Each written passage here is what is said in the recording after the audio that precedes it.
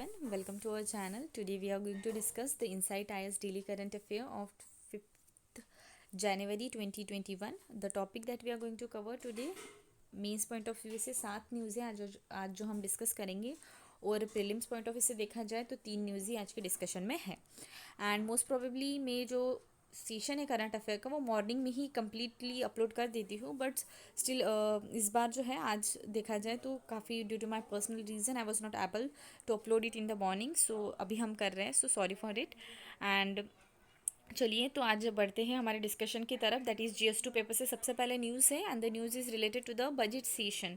सो recently context अगर देखा जाए तो इस बार का जो पार्लियामेंट का बजट सेशन है, इट इज़ एक्सपेक्टेड कि वो अभी ही हेल्ड हो अंडर द गाइडलाइंस और द सेफ्टी मेजर्स, ठीक है, जैसे कि फिजिकल डिस्टेंसिंग नॉर्म्स हो गया या बाकी जो कोविड-19 के सेफ्टी गाइडलाइंस है उसी के साथ साथ जो है इस बार का बजट सेशन होने की संभावना दिखाई दे रही है। एंड एक one of the important point is that so far यहाँ पे कोई क्लियरिटी नहीं दी है कि वेदर जो क्वेश्चन हवर है which was suspended during the monsoon session due to the कोविड-19 रेस्ट्रिक्शन वो रिज्यूम होगा इस बजट में कि नहीं। सो एक वन ऑफ ये एक इम्पॉर्टेंट पॉइंट हो गया। अब हम बढ़ते हैं कि कॉन्स्टिट्यूशनल प्रोविजंस क्या है। सो आर्टिकल नंबर 85 जो है वो बताता है कि दो जो पार्लियामेंट के सेशंस होते हैं उसके बीच में जो गैप होती है it should not be more than 6 month.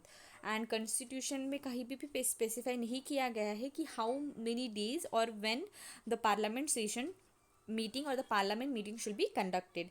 Okay, this are the few constitutional provision. And one of the important point जो आपको मुझे बताना है कि जो भी इस साल या नेक्स्ट ईयर प्रीलिम्स का पेपर दे रहे होंगे दैट इज़ 2021, उनके लिए जो इस साल का बजट है, ठीक है, वो इम्पोर्टेंट हो जाता है, ठीक है। सो जस्ट बजट की जो समरी आती है कुछ दिन में जब जैसे अपलोड हो जाएंगी, I will try to cover it in my section, ठीक है, जो हमारा करंट अफेयर का सेशन होता है उसके साथ साथ एक्स्ट्रा पॉइंट वैल्यूएशन के लिए अगर टाइम परमिट किया तो मैं बजट सेशन की जो इम्पोर्टेंट डिस्कशन है वो भी कवर कर लूँगी। बट आप भी जो है कोई भी, ठीक है, जो भी प्रिपेयर कर रहे हैं just keep a note on the budgets important data and facts, वो आप हमारे आपके प्रीलिम्स पॉइंट ऑफ व्यू हो गया, मीन्स या फिर इंटरव्यू सेक्शन, ठीक है, तो आपके लिए तीनों की यहाँ पे भी वो बहुत ज़्यादा हेल्पफुल रहेगा। So this was one of the important note. Regarding the next point, why is the parliament session is considered to be an important one? So जो law making होता है it is dependent on when the parliament is meet, so it is one considered to be one of the important. And also through a scrutiny of a government functioning and a deliberation on the national issues can only take place when the two houses are in session.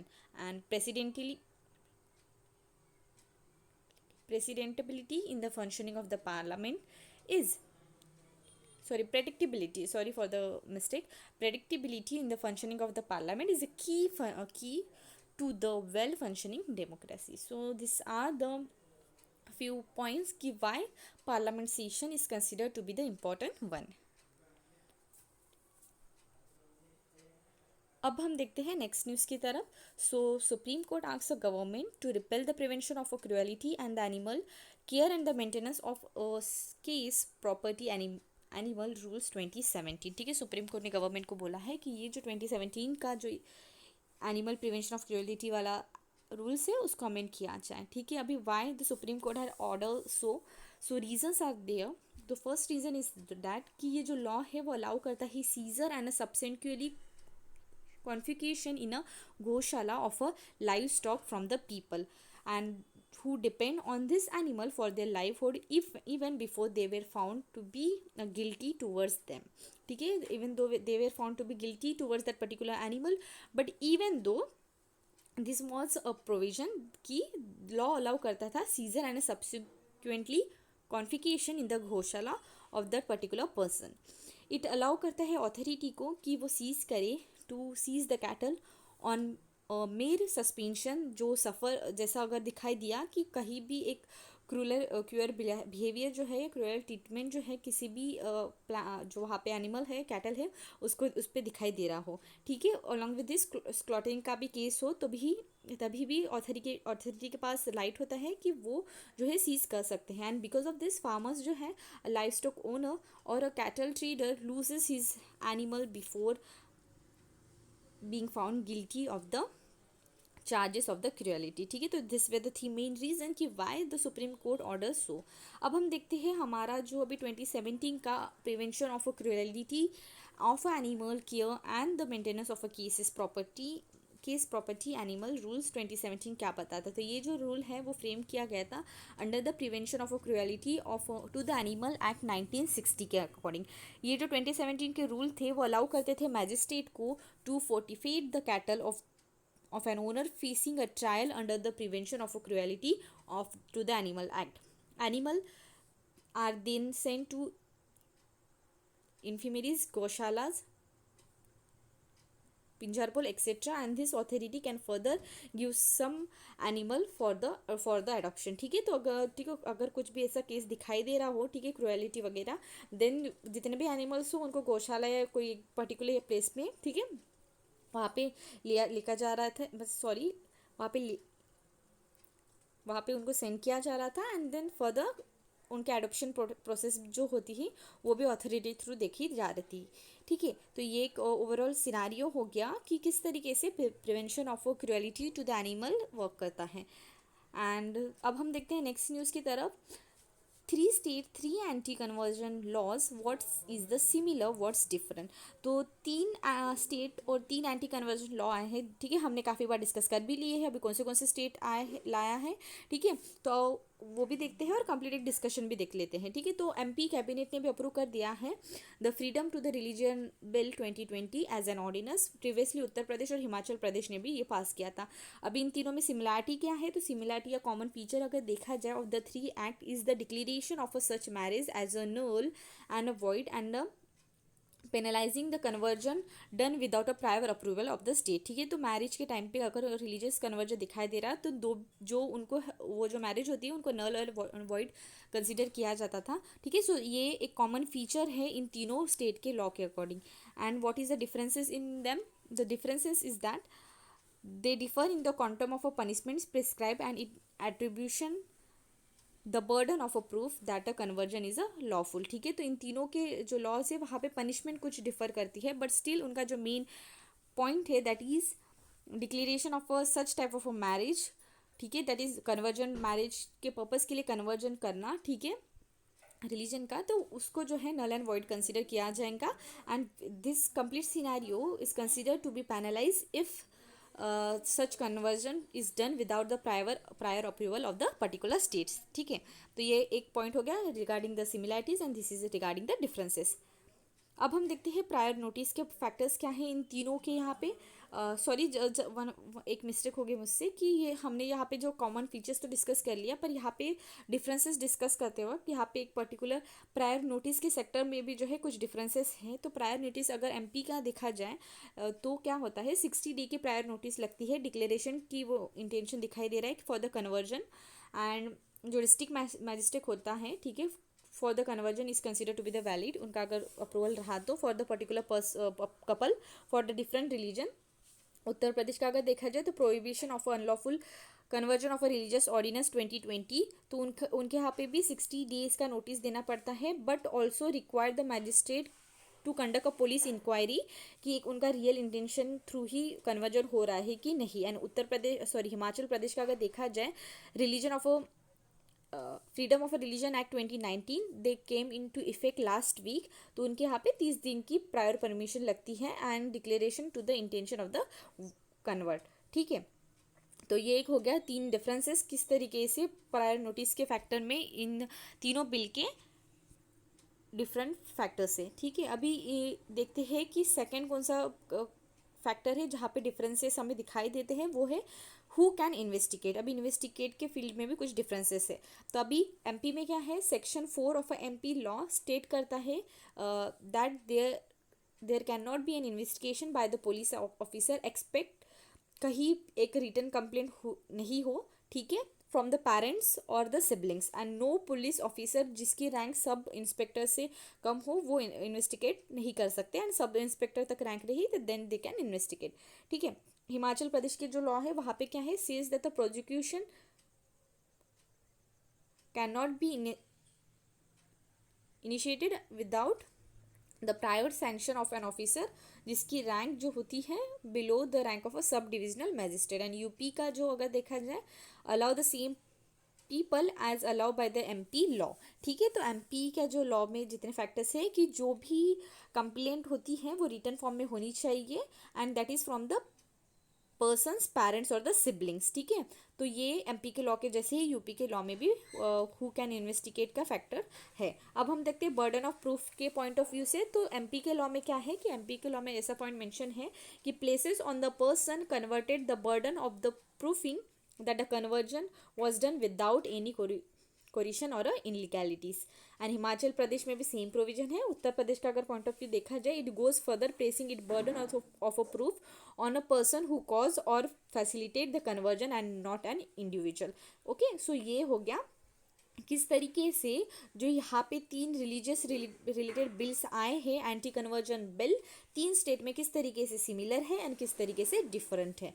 Okay, तो कौन से तीन state है ध्यान में रखना, that is MP अभी आया है, उन्होंने लाया है ordinance, Uttar Pradesh and then the Himachal Pradesh. अब है next, Iran begins enriching uranium in a new breach of a nuclear deal. तो ईरान ने क्या किया है, उन्होंने रिज्यूम कर दिया है 20% uranium enrich at a sensitive Fordow nuclear facilities, एक मेजर स्टेप है फ्रॉम अ 2015 न्यूक्लियर डील जो स्टिक की गई थी, stuck with the world power. ठीक है, इसके इम्प्लीकेशन क्या होंगे, तो जो इनरिच यूरेनियम है वो यूज़ कर सकते हैं for making a reactor fuel but also the nuclear bombs. और ये जो वेपन्स होते हैं, ठीक है, ग्रेडेड यूरेनियम इज़ 100% उसकी 90% उसकी प्योरिटी रहती है। एंड मूव जो होती है, ठीक है, इनका जो ये इम्प्लीकेशन होगा अगर देखा जाए, the move could complicate the incoming Biden administration plan to restart the nuclear talks with the Tehran. ये कुछ इम्प्लीकेशन हो सकते हैं।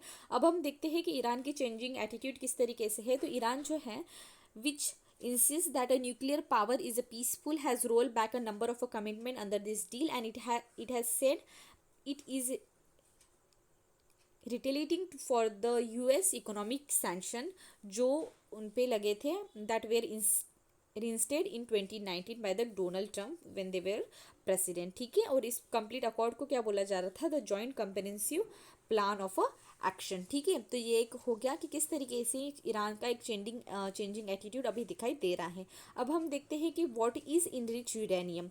अभी इनरिच यूरेनियम क्या है, enrich uranium is a product which is feeding uranium hexafluoride gas होती है उसमें into the centrifuge to separate out the most suitable isotope for the nuclear fusion. ठीक है, न्यूक्लियर फ्यूजन के लिए सेपरेट करने के लिए आइसोटॉप, ठीक है, वो बहुत ज़्यादा यूजफुल होता है जिसको U-235 बोला जाता है। ठीक है, लो इनरिच यूरेनियम जो होता है which typically has a 3.5% purity होती है उसमें, and it can be use to produce a commercial nuclear power plant.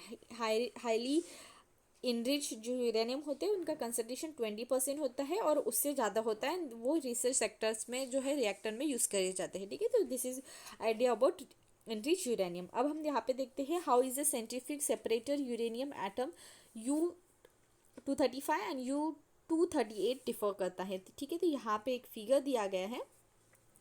Okay, तो हम यहाँ पे मैं बताती हूँ आपको कि जैसे हम देख सकते हैं कि एट ग्राउंड क्या क्या होता है, एक motor spin at high speed में होता है यहाँ पे, एंड फर्दर इस पार्ट में, ठीक है, यहाँ पे हम देख सकते हैं कि dotted with a green one. यहाँ पे जो ग्रीन वाला है वो यूरेनियम 238 है, एंड जो ब्लू पॉइंट है, ठीक है, पर्पल थोड़े ब्लू, वो है U-235 and it is 238। Okay, तो ये सबसे बॉटम में होते हैं, fall to the bottom and it is being removed, and further जो यहाँ पे होते हैं, ठीक है, इस पार्ट में, ठीक है, यहाँ पे किस तरीके से दिखाई दे रहे हैं आप देख सकते हो, ठीक है, इन दिस शेप। तो ये कैसे होता है, हेवियर जो होता है U-238 separated from the lighter one by spinning the centrifugal force. Okay, बस सेंट्रीफ्यूगल फोर्स के स्पिनिंग के वजह से वो निकाला जाता है, एंड फर्दर जो अपसाइड आता है दैट इज U-235 जो फ्लोट होता है at the top, and it is further collected, and uranium feed into the centrifugal gas as a gas called uranium fluoride. ठीक है, तो इस तरीके से ये जो सेपरेशन होता है, how the centrifugal separation of uranium atom take place, तो ये एक हो गया किस तरीके से वहाँ पे सेपरेशन कंडक्ट किया जाता है। अब हम देखते हैं why is the 20% purity significant मानी जाती है। तो एक्सपर्ट्स के अकॉर्डिंग क्या हुआ है, experts at the arm control association उन्होंने ऐसा बोला है कि 120 kg ऑफ यूरेनियम जो होता है enrich to 20% was about half the amount of uranium that when enrich to the weapon grades, जिसका 90% या उससे ज़्यादा was necessary for a one bomb, and it was also warned that production of the highly enriched uranium कहीं ना कहीं एक serious threat या serious risk arise कर सकता है। ठीक है, तो ये एक हो गया हमारी न्यूज़। अब हम बढ़ते हैं GS3 पेपर से। न्यूज़ है फेसलेस टैक्स सिस्टम। तो गवर्नमेंट ने क्या किया है, faceless tax assessment scheme has manage to deliver about 224,000 final order since the introduction August 2020 में। अभी ये फेसलेस कैश टैक्स स्कीम क्या है, तो in the union budget 2019 finance ministry जो है उन्होंने प्रपोज किया था इंट्रोडक्शन ऑफ दिस स्कीम। तो ये एक ऐसा अटेम्प्ट था कि वहाँ पे to remove the individual tax official discretion and potential harassment of a income tax payer. ये स्कीम अलाउ करती है एप्रोप्रिएट केसेस जहाँ पे certain hearing is necessary so that thereafter following protocol is being hearing is given, and main objective का देखा जाए physical interaction को जो है रिमूव करना, यही मेन ऑब्जेक्टिव था। बर्ड फ्लू के बारे में दिया है, तो केरला जो है ऑन अलर्ट में है after the bird flu in the 2 district. तो ये कौन सा फ्लू है, तो H5N8 सब टाइप है इन्फ्लुएंजा 1 का वायरस जो रिपोर्ट हुआ है इन द डक्स।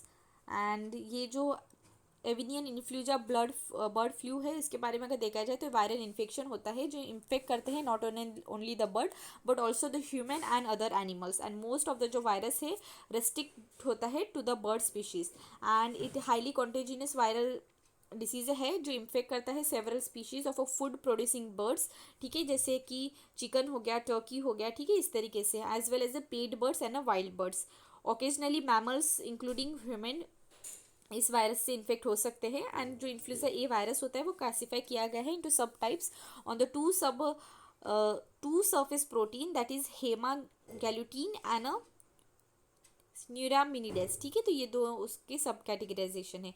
अभी यहाँ पे हम देखते हैं इन्फ्लुएंजा ए H5N8 वायरस के बारे में। तो जो Paris based World Organisation of Animal Health है उनके अकॉर्डिंग अगर देखा जाए तो एक ये डिसीज, ये जो इन्फ्लुएंजा ए H5N8 जो है, ठीक है, इसके बारे में वायरस जो है एक डिसीज कॉज करता है, diseases of a bird cause करता है एक टाइप ए इन्फ्लुएंजा वायरस जो इफेक्ट करता है several species of a domesticated poultry जैसे कि चिकन, टर्की, डक्स, इस तरीके से। उसके साथ साथ माइग्रेटरी बर्ड्स और वाटर फॉल्स को भी इम्पेक्ट करता है। ठीक है, क्या ये वायरस ह्यूमन को इन्फेक्ट कर सकता है, देयर आर नो केसेस कि वो अभी तक ह्यूमन को इन्फेक्ट किया है, बट रिस्क होती है to the general public is very low and there is no evidence कि उनका जो भी कंजप्शन जो भी इन्फेक्टेड उनसे हुआ है, ठीक है, वायरल जो भी पोल्ट्री अगर हमने या मीट हमने कंज्यूम किया तो वो ट्रांसमिट हो ह्यूमन को, बट नेसेसरी प्रिकॉशंस हमें लेनी चाहिए वाई हैंडलिंग द सीक और द डेड बर्ड का अगर हम मीट कंज्यूम कर रहे हो उस टाइम पे। ठीक है, और कंट्रोल मेजर्स भी यहाँ पे मेंशन किए कि culling is usually undertake to control the infection which is detected in the animal. Beside killing, safe disposal भी किया जाता है of such culled animal and animal products is important. Authority ने ऐसा भी रेस्ट्रिक्ट किया गया है, स्ट्रिक्टली उन्होंने बोला है कि enforce decontaminated of infected premise and undertake a quarantine of a contaminated vehicles and a personals. Okay, these are the few control measures. Regarding up next news, flue gas desulfurization. ठीक है, तो ministry of power has propose pushing back deadline for adoption of a new emission norm by the coal fired power plant, saying that unworkable time schedule who would burden utility and lead to the increase in the power tariff. ठीक है, तो details अगर देखा जाए तो centre ने initially setup किया है 2017 डेडलाइन किसके लिए, एक thermal power plant to compile करे इमिशन स्टैंडर्ड्स को for installing a flue gas desulphurisation units. अभी ये क्या होता है, just after discussing the detail I will convey you. Okay, so ये यूनिट का हेल्प करते हमें इमिशन रिड्यूस कर सकते हैं of the toxic sulphur dioxide.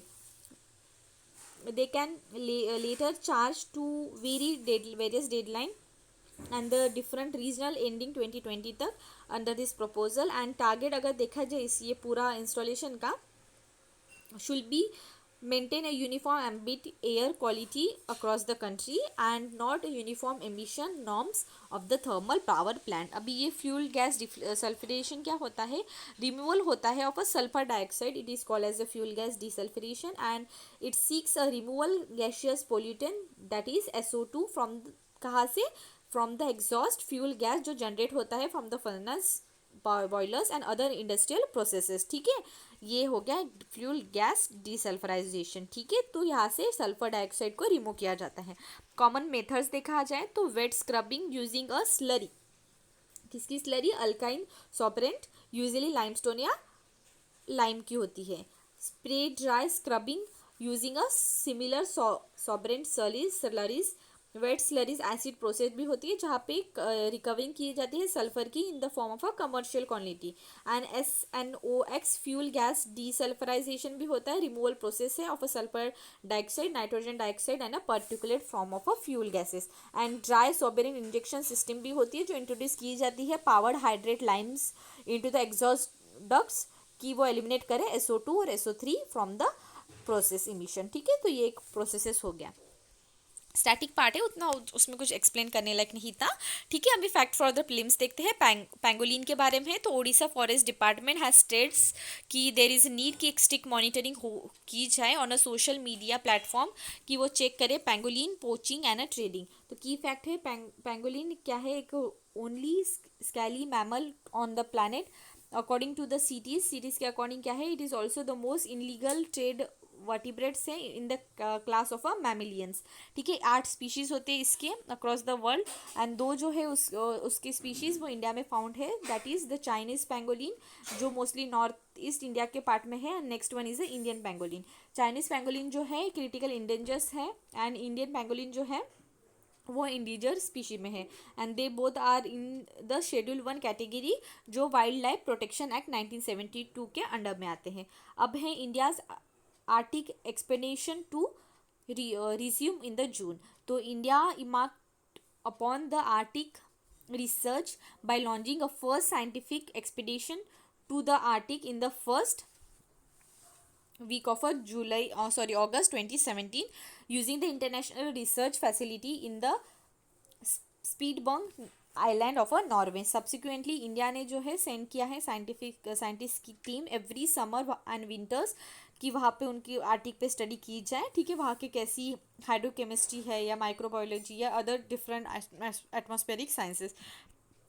Background देखा जाए तो इंडिया जो है एक सिग्नेटरी रहा है to the Antarctic treaty and the protocol of Antarctic treatment, treaty of environment protection and the 2 research station in Antarctic. Bharati जो कमीशन की थी 2012 में, मित्र 1998 की. एंड इंडिया जो है हैज़ बीन द ऑब्जर्वेट स्टेटस मिला है आर्टिक ओशन का. ठीक है, न्यू स्कूल बैग पॉलिसी 2020. तो ये जो है NCERT थ्रू रिलीज़ की है. NCERT का फुल फॉर्म क्या है, that is the national council of education research and training. ठीक है, तो जो वेट होता है स्कूल बैग का इस पॉलिसी के अंडर में, तो जो क्लास 1 to 2, ठीक है, 1 and 2 क्लास के स्टूडेंट है उनके वेट स्कूल बैग का वेट होना चाहिए 1.6 to 1.22. 6th 3rd 4th and 5th के जो बच्चे हैं उनका 1.7 से 2.5 kg तक उनकी बैग का वेट होना चाहिए. 7th और 8th का कितना है, 2 से 3 kg तक. एंड 8वीं के बच्चे का 2.5 से 4 kg. 9 और 10 के बच्चे का जो 2.5 से 4.5. And 9th and 11th and 12th 3.5 to 5 kg का जो है वेट होना चाहिए. ठीक है, so this is a new school bag policy 2020. And in this way I conclude the news session. And sorry कि आज थोड़ा लेट हो गया अपलोड करने के लिए. Have a nice day. Thank you.